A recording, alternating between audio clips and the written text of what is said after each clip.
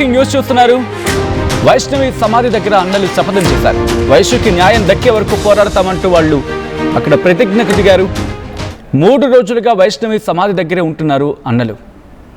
చెల్లిని మర్చిపోలేక సమాధి దగ్గర ఉంటున్నారా అన్నలు.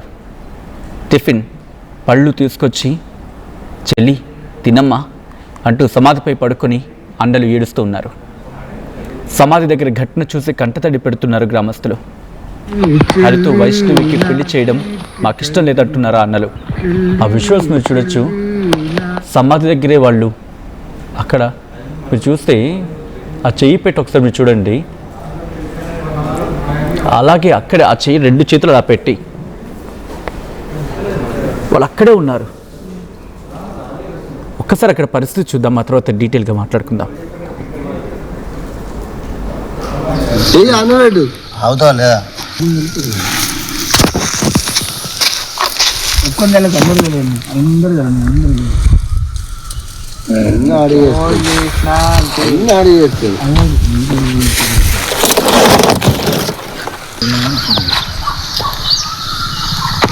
మాదాపూర్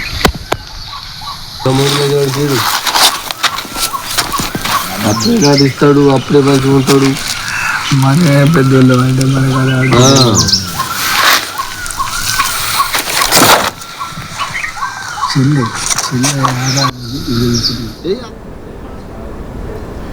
15 మంది అన్నదమ్ములకి ఒక్కగానొక్క సోదరి, ఇంకా 15 మంది అన్నయ్యలు, ఒకే ఒక్క చెల్లి. ఎలా ఉంటుంది వాళ్ళందరి ప్రేమ అనురాగం? వాళ్ళందరూ వద్దు వద్దు అని చెప్పారు. హరితో వైష్ణవికి పెళ్లి చేయొద్దు అని చెప్పి వాళ్ళు చెప్పుకొచ్చారు. కానీ ఆ కుటుంబం వెళ్ళలేదు. వైష్ణవి తల్లిదండ్రులు వినిపించుకోలేదు. వాళ్ళ మాట పెడచవని పెట్టారు. అంతే. వాళ్ళు ఏమంటున్నారో తెలుసా? వైష్ణవిని చంపేందుకు 3 రోజుల ముందే స్కెచ్ వేశారని చెప్పి వైష్ణవి తల్లి స్వయంగా చెప్పుకొచ్చారు. తన బిడ్డను చంపేస్తానని హరితల్లి లక్ష్మి ఛాలెంజ్ చేసిందంటూ వైష్ణవి తల్లి చెప్పుకొచ్చింది.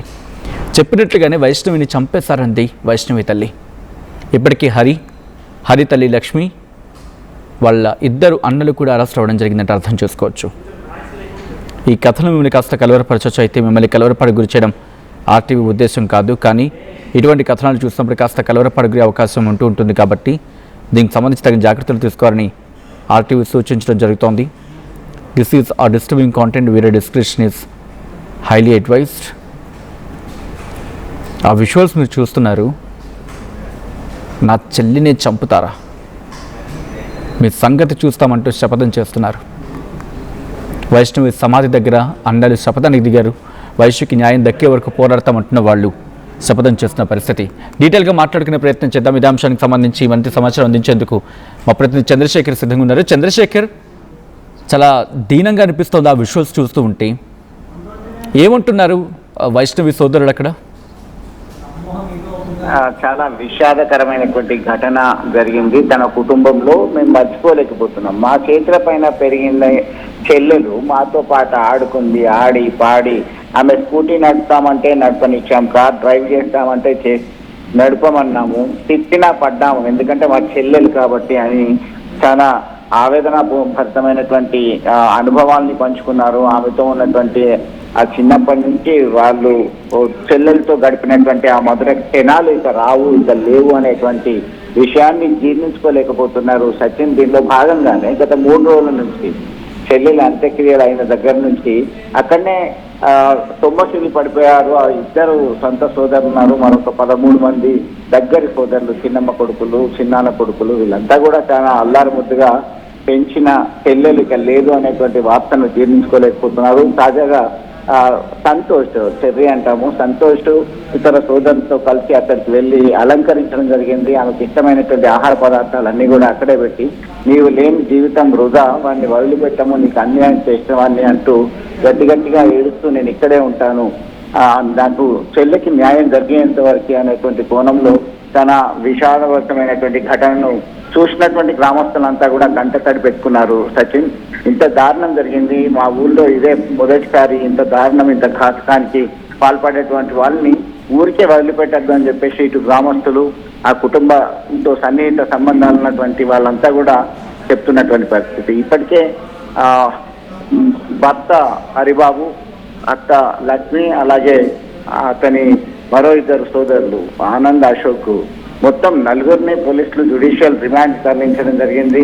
అయినప్పటికీ మాకు వి వాంట్ జస్టిస్, ఊరికే ఇలా తీసుకొచ్చి జైల్లో పెట్టి మళ్ళీ బెయిల్తో బయటకు వచ్చి చేస్తే మాకు కుదరదు, మాకు అప్పగించండి లేదంటే ఉరి తీయండి అనేటువంటి కోణంలో చాలా భీషణంగా ఉన్నటువంటి పరిస్థితి, చాలా కఠినంగా వ్యవహరిస్తాం మేము సైతం అనేటువంటి కోణంలో వాళ్ళు చెప్తున్నటువంటి పరిస్థితి. ఇదంతా కూడా చూస్తుంటే చాలా దారుణంగా చోటు చేసుకుంది. పక్కా ప్లాన్ మర్డర్ జరిగింది.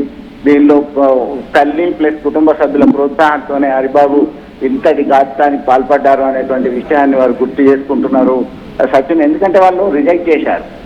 ముందుగా వైష్ణవి హరిబాబును వివాహం చేసుకుంటా అన్నటువంటి సందర్భంలో నీకు ఆయన కుదరడు, కలర్ లేదు, మంచిగా లేడు, నువ్వు బాగున్నావు, ప్లస్ ఆయన చేసినది, ఆయన సంపాదన ఎంత, మనకు ఉన్నంతలో బాగున్నాం, మనం నీకు వేరే సంబంధం చూద్దాం, ఇప్పుడే వద్దు అతన్ని అంట కోణంలో నచ్చజెప్పారు.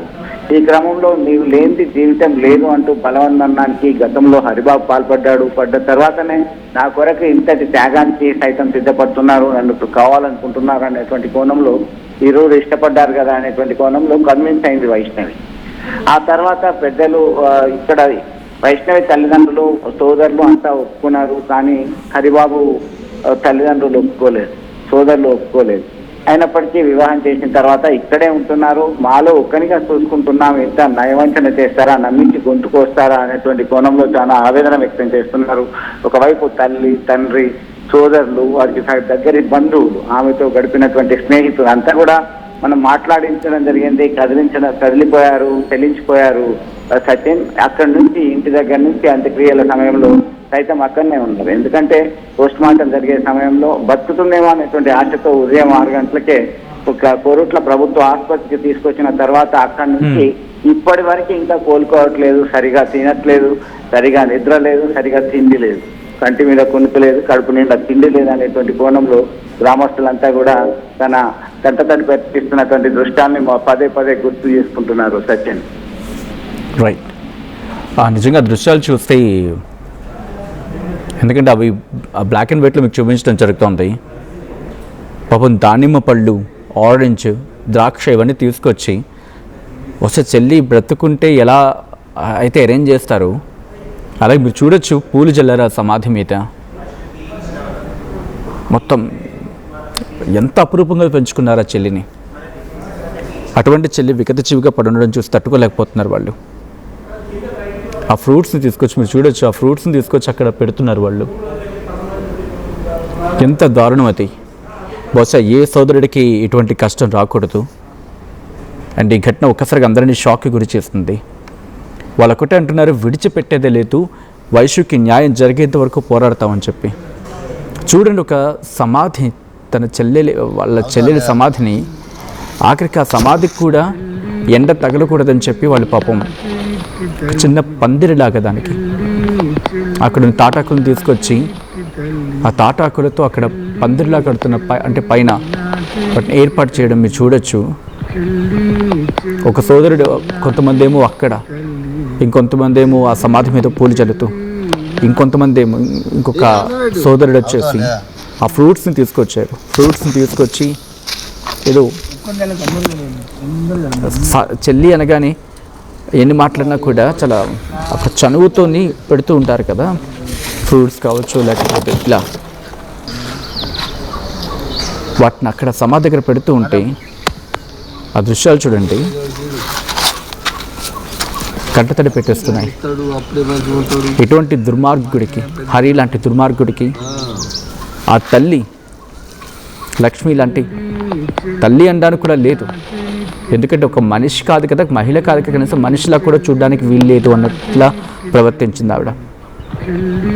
కోడల పట్ల ఆవిడ వ్యవహరించిన తీరు, కొడుకుని అంత దారుణంగా తయారు చేసిన తీరు సమాజం మర్చిపోదు. మరి ముఖ్యంగా వైశ్య కుటుంబం అస్సలు మర్చిపోదు. మీరు చూడొచ్చు, సమ్మర్ మండు టెండ, ఆ విజువల్ చూస్తే మనకు అర్థమవుతుంది అక్కడ ఎటువంటి పరిస్థితి ఉందనేది. అంత మండుటెండలో కూడా వాళ్ళు అక్కడే కూర్చుండిపోయారు. అటు ఇటు ఎక్కడికి కూడా వెళ్ళలేదు. తెచ్చిన ఆ ఫ్రూట్స్ని కావచ్చు, ఫ్లవర్స్ని కావచ్చు అక్కడే పెట్టేసి అక్కడే ఉండి ఆ సమాధి మీద చేయి పెట్టి ఇక చెల్లిక లేదు, బట్ చెల్లితో ఉన్న జ్ఞాపకాలు నెమరు వేసుకుంటూ ఈ విజువల్ చూడండి. వాళ్ళకి ఎంత ఆప్యాయత, ఎంత అభిమానం ఉంటే అలా జరుగుతుంది. వాళ్ళు వదిలి వెళ్ళలేకపోతున్నారు. ఆ సమాధిని విడిచిపెట్టి వెళ్ళడం వాళ్ళ వల్ల కావటం లేదు. ఆ సమాధిని అలా హత్తుకొని బాధపడుతూ బహుశా ఈ కష్టం ఎవరికి రాకూడదని కోరుకోవాలి. ఈ కథనం మిమ్మల్ని కాస్త కలవరపరచవచ్చు. అయితే మిమ్మల్ని కలవరపడుకునిచ్చడం ఆర్టీ ఉద్దేశం కాదు. కానీ ఇటువంటి కథనాలు చూసినప్పుడు కాస్త కలవరపడుకునే అవకాశం ఉంటుంది. కాబట్టి దీనికి సంబంధించి తగిన జాగ్రత్తలు తీసుకోవాలని ఆర్టీవీ సూచించడం జరుగుతోంది. దిస్ ఈస్ ఆ డిస్టర్బింగ్ కాంటెంట్. వీరి description is highly advised. Vaishnavi సోదరుడు మాట్లాడారు, ఆర్టీవీతో ఎక్స్క్లూజివ్గా మాట్లాడారు. వాళ్ళు ఏమంటున్నారో చూద్దాం. అయితే చెల్లెలి కాపురం కొరకే ఆమె సుఖంగా ఉండాలని మీరు చాలా ఆలోచించిన తర్వాత ఈ సంపాదన సరిపోదు అనేటువంటి కోణంలో ఉన్నప్పటికీ 20,000 వచ్చినా పర్వాలేదని అడ్జస్ట్ అయ్యారు. తర్వాత యాక్సెప్ట్ చేసిన తర్వాత చెల్లె మీకు చెప్పిందా, అన్నయ్య ఇది పరిస్థితి ఇట్లా జరుగుతుంది, కొన్ని రోజుల నుంచి గొడవ అవుతున్నది, లేదా ఇట్లాంటి ఇబ్బంది ఉన్నది అని చెప్పిందా ఎప్పుడన్నా? గొడవల గురించి అయితే ఎప్పుడు చెప్పేది కాదు. గొడవలు కూడా మాకు అంతగానో మేము కనిపించలేదు.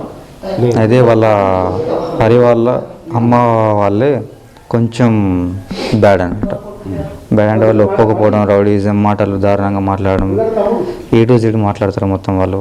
కాబట్టి ఏదో మెల్లిమెల్లిగా ఒప్పిద్దాం అని చెప్పేసి అనుకున్నాం. పెద్దవాళ్ళు పంచాయతీలు ఏమైనా ఉంటే దాని తర్వాత మెల్లిమెల్లి ట్రై చేద్దాం అని చెప్పేసి అనుకున్నాం. నేను కూడా ఇప్పుడే ప్రెగ్నెన్సీ వద్దామని చెప్పేసి చెప్పిన. ఫస్ట్ మాట్లాడిన తర్వాత ఓకే అయితే ఓకే, లేకపోతే లేని చెప్పి స్టార్టింగ్ లేపిన పెళ్ళైనప్పుడే. కానీ నా మాట వినకుండా మళ్ళీ ఇక్కడ తీసుకొచ్చారు. అక్కడికి వస్తే ఇలా జరిగిపోయింది. అంటే మీరు కూడా ఒక దశలో అనుకున్నారు, గొడవలు అయ్యి వాళ్ళ ఇంట్లో కుటుంబ సభ్యులు ఒప్పుకోకుంటే వాళ్ళు అటు మా చెల్లె ఇటు మీతో ఇక తెగదెంపులు చేసుకోవడానికి సైతం సిద్ధం అనేటువంటి కోణంలో మీరు బ్రాడ్గా ఆలోచించారు. అయినప్పటికీ ఇంత ఘాతకం అవుతుందని చెప్పేసి మీరు ఎప్పుడైనా అనుకున్నారా? ఇప్పుడు ఏం కోరుకుంటున్నారో, ఏం డిమాండ్ చేస్తున్నారు? చెప్పాలంటే నేను స్టార్టింగ్లోనే అనుకున్నా, ఇప్పుడు కాదు. పెళ్ళి కాకముందుకి అతను మందు తాగిండు ఒక అమ్మాయి కోసం, అంత పరిచయం లేని అమ్మాయి కోసం.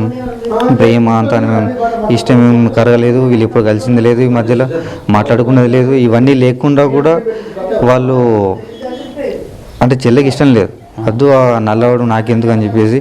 చెప్పాలంటే ఈ చుట్టుపక్కల అంత అంటే అందగతి ఇంకెవరు లేరు. నాకైతే నా చెల్లె కాబట్టి నేను అలా చెప్పుకుంటా. వాడిని చూసినప్పుడే ఫస్ట్ రిజెక్ట్ చేసింది. ఓకే. కానీ వాడు మాత్రం విడిచిపెట్టకుండా ఎంటపడి వేధించి మరి ఒప్పించాడు. అది ఎట్లా ఒప్పించిందని చెప్పంటే ఇక గిఫ్ట్లు కావచ్చు, నార్మల్గా మాటలు కావచ్చు, మాయ మాటలు కావచ్చు, ఏం చేసిండో తెలియదు. కానీ ఆఖరికైతే ఒప్పుకున్నది. నేను మాట్లాడినా, నాకు పెళ్లి చేస్తాను చెప్పి అన్నప్పుడు మాట్లాడినా నేను. కాకపోతే వాడు మందు తాగిండు ఇంత చిన్న విషయానికి అని చెప్పానంటే నేను వద్దు అని చెప్పేసి అన్నా. ఫస్టే అన్నా. ఓకే.